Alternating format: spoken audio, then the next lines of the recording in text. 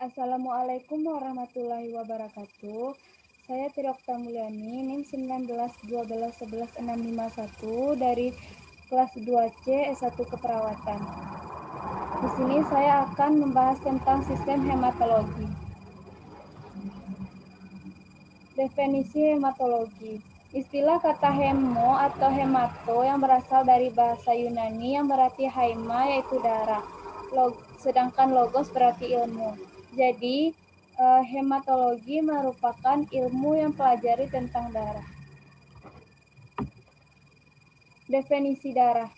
Darah merupakan suatu substansi partikel dalam suatu larutan koloid cairan yang mengandung elektrolit dan merupakan suatu medium pertukaran antara sel dalam tubuh dan lingkungan luar.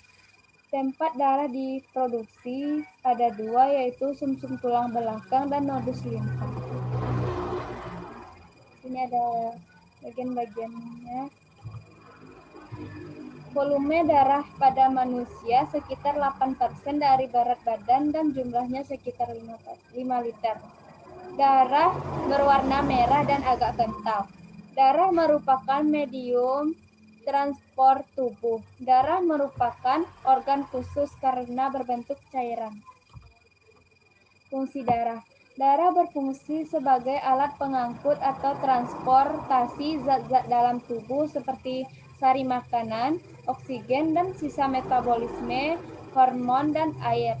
Menjaga suhu tubuh, membunuh bibit penyakit atau zat asing yang terdapat dalam tubuh oleh sel darah putih. Jadi, darah juga berperan sebagai pembunuh bibit penyakit. Darah juga berfungsi sebagai pembekuan darah yang dilakukan oleh kepingan darah. Jadi, darah juga berfungsi sebagai pembeku darah. Jika seseorang tersebut terkena luka, maka darah juga akan berfungsi sebagai pembeku, yaitu yang untuk menghentikan darah yaitu pada trombosit. Imunitas, darah juga mengandung antibodi tubuh, homeostatis atau mengatur keseimbangan zat pH regulator. Darah terbagi atas dua bagian, yaitu bagian cair dan bagian padat. Bagian cair ini pada plasma darah 52-62% dan pada bagian cair yaitu korpuskuler. Plasma darah terbentuk akibat dari air 91,5% dan substansi lain 1,5% dan protein 7%. Dari situ terbentuknya plasma darah menjadi 52-60%. 60-62%. Substansi lain yang dimaksud yaitu nutrients, hormon, nitrogen, respiratory gas, electrolytes. Sedangkan protein yang dimaksud yaitu fibrinogen, globulin, dan albumin. Fungsi dari plasma darah yaitu membawa mineral-mineral terlarut seperti glukosa, asam amino, vitamin, CO2, dan bahan buangan lain. Plasma darah juga berfungsi menjaga keseimbangan antara cairan di dalam sel dan cairan di luar sel. Plasma darah mengandung protein-protein penting seperti fibrinogen atau pembeku darah, globulin yaitu pertahanan tubuh, albumin yaitu membantu aliran darah dan mengatur tekanan osmosis darah, dan lipoprotein. Ini ada eritrosit, itu cakram bikonkav, tidak mempunyai inti, ukurannya 0,0077, warnanya kuning kemerah-merahan, jumlahnya kira-kira 4,5-5 juta, masa hidupnya 120 hari. Fungsi eritrosit ini sebagai pengikat oksigen atau O2. Eritrosit membawa oksigen dari paru ke jaringan dan karbon dioksida atau CO2 dan karbon dioksida dan karbon dioksida dibawa dari jaringan ke paru untuk dikeluarkan melalui jalan pernafasan. Di sini proses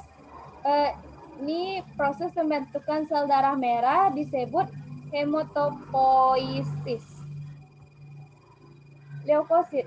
Leukosit bentuknya bening, tidak berwarna, lebih besar dari eritrosit, bermacam-macam inti selnya, dan jumlahnya antara 6.000 sampai 9.000.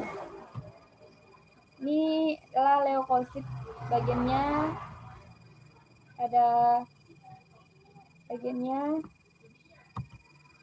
Fungsi leukosit. Leukosit berfungsi sebagai pertahanan tubuh. Di sini leukosit menghancurkan antigen seperti kuman, virus, toksin, dan melawan berbagai penyakit infeksi sebagian bagian dari sistem kekebalan tubuh. Jadi, leukosit ini berperan ketika tubuh seseorang manusia diserang oleh kuman atau virus atau toksin. Leukosit ini berperan untuk menghancurkan kuman virus tersebut supaya dia melawan berbagai penyakit infeksi supaya tidak terjadinya penyakit di dalam tubuh manusia. Leukosit ini yang berperan untuk melawan pertahanan tubuh, untuk menjadi pertahanan tubuh.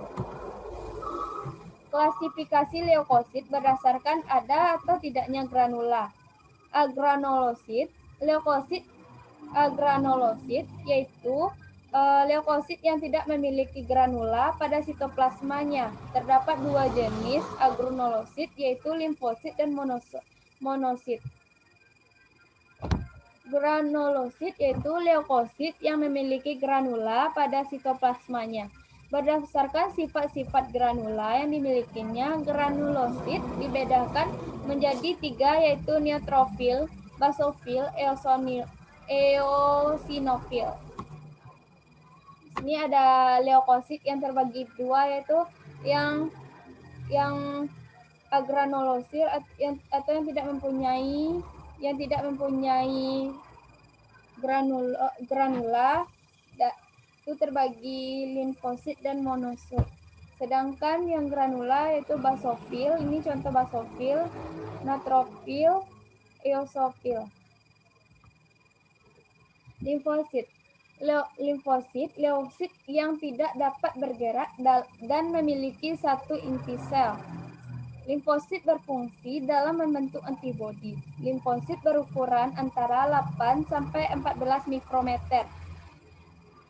Pada limfosit ini, proses pembentukannya dihasilkan dari organ limfogen. Sedangkan monosit berukuran lebih besar daripada limfosit, yaitu 14 sampai 19 mikrometer. Monosit memiliki inti berbentuk intinya menyerupai ginjal. Di sini pembentukan dalam sumsum tulang. Selanjutnya neutrofil. Polimorfonuklear leukosit. Inti sel yang kadang-kadang seperti terpisah-pisah. Protoplasma banyak bintik-bintik halus. Granula banyaknya 60 sampai 50%. Sedangkan eosinofil, ukuran dan bentuknya hampir sama dengan neutrofil, tetapi granula dan sitoplasma lebih besar, banyaknya kira-kira 24%. Basofil itu sel ini kecil dari eosinofil, tetapi mempunyai inti yang bentuknya teratur di dalam protoplasma. Protoplasmanya terdapat granulanya besar. Sini ada tipe-tipenya. Ini neutrofil. Dalam tubuh manusia ada 65%. Ini contoh neutrofil. Neutrofil berhubungan dengan pertahanan tubuh terhadap infeksi bakteri serta proses peradangan kecil lainnya. Serta biasanya juga memberikan tanggapan pertama terhadap infeksi bakteri, aktivitas dan matinya neutrofil dalam jumlah yang banyak menyebabkan adanya nanah. Jadi jika terjadi naiknya nanah, itu diakibatkan aktivitas dan matinya neutrofil yang jumlahnya banyak. Sedangkan eosinofil Ini bentuknya 4%. Eosinofil ini terutama berhubungan dengan infeksi parasit. Dengan demikian, meningkatnya eosinofil menandakan banyak parasit. Sedangkan eosofil itu jumlahnya 1%. Eosofil terutama bertanggung jawab untuk memberikan reaksi alergi dan antigen dengan jalan mengeluarkan histamin kimia yang menyebabkan peradangan. Jadi jika terjadinya peradangan atau alergi, ini basofil ini akan memberikan reaksi. Ini ada limfosit. Limfosit ini jumlahnya 25%. Limfosit ini lebih umum dalam sistem limfa darah, mempunyai 3 jenis limfosit. Sel B membuat antibodi yang mengikat patogen lalu menghancurkan. Sel B tidak hanya membuat antibodi yang dapat mengikat patogen, tetapi setelah adanya serangan, beberapa sel akan mempertahankan kemampuannya dalam menghasilkan antibodi sebagai layanan sistem memori. Sel T atau pembantu. Sel T mengkoordinir tanggapan ketahanan yang bertahan dalam infeksi HIV serta penting untuk menahan bakteri interseluler, dapat membunuh sel yang terinfeksi virus. Sel natural kapiler. Sel pembunuh alami natural killer ini NK dapat membunuh sel tubuh yang tidak menunjukkan sinyal bahwa dia tidak boleh dibunuh karena telah terinfeksi virus atau telah menjadi kanker. Di sini monosit yaitu 6%. Monosit membagi fungsi pembersih vakum dari neutrofil, tetapi lebih jauh dia hidup dengan tugas tambahan memberikan patogen kepada sel sehingga patogen tersebut dapat dihafal dan dibunuh atau dapat membuat tanggapan antibodi untuk menjaga. Sedangkan makrofag monosit dikenal juga sebagai makrofag setelah dia meninggalkan aliran darah serta masuk ke dalam jaringan. Ini contoh gambar monosit, limfosit, neutrofil, eosinofil, basofil. Trombosit. Trombosit ini berukuran lebih kecil daripada sebelumnya, yaitu 1 sampai 4 mikrometer, berbentuk cakram kecil. Jumlah normalnya yaitu 150.000 sampai 3.000, dibentuk dalam sumsum tulang dari sel megakoriosit. Peranan penting dalam pembekuan darah. Jadi trombosit ini berperan penting dalam pembekuan darah. Ini contoh darah. Jika terjadinya luka, trombosit ini akan berperan untuk membekukan darah, untuk menghentikan darah. Mekanisme pembekuan darah. Mekanisme pembekuan darah yaitu trombosit yang pecah, trombokinases trombosit yang pecah mengeluarkan trombokineses, lanjut protomin, Ca dan vitamin K, trombin, fibrinogen menjadi fibrin. Perbedaan eritrosit, leukosit, trombosit. Pembedaannya dari ukurannya, eritrosit ini 7,5, leukosit 5 sampai 9, trombosit 9 sampai 4. Jumlahnya lebih kurang 5.000, leukosit 7.000, leukosit 5, 7. Struktur. Eritrosit ini tanpa nukleus dan mempunyai Hb, sedangkan leukosit mempunyai nukleus dan tidak memiliki Hb. Trombosit tanpa nukleus dan mempunyai Hb. Bentuknya cakram bikonkav, tidak beraturan. Trombosit tidak beraturan. Tempat produksinya pada eritrosit yaitu sumsum merah, tulang pipa, dan tulang pipih. Sedangkan leukosit sumsum tulang dan kelenjar limfa. Pada trombosit sumsum tulang belakang. Fungsinya eritrosit ini transportasi oksigen dan karbon dioksida. Sedangkan leukosit ini berfungsi fagosit memakan kuman dan menghasilkan antibodi. Pada trombosit ini berfungsi sebagai pembeku darah. Ini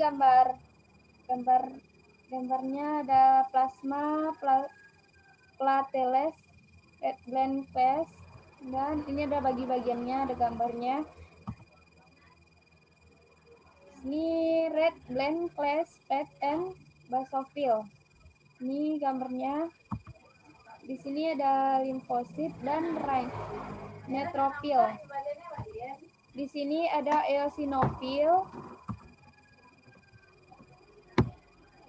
Di sini ada sel darah merah, hemoglobin, sel darah merah, sel darah putih, total neutrofil, eosofil, basofil, limfosit, monofil. Itu sedangkan sel darah merah 4,5 sampai 6,0 milion atau liter.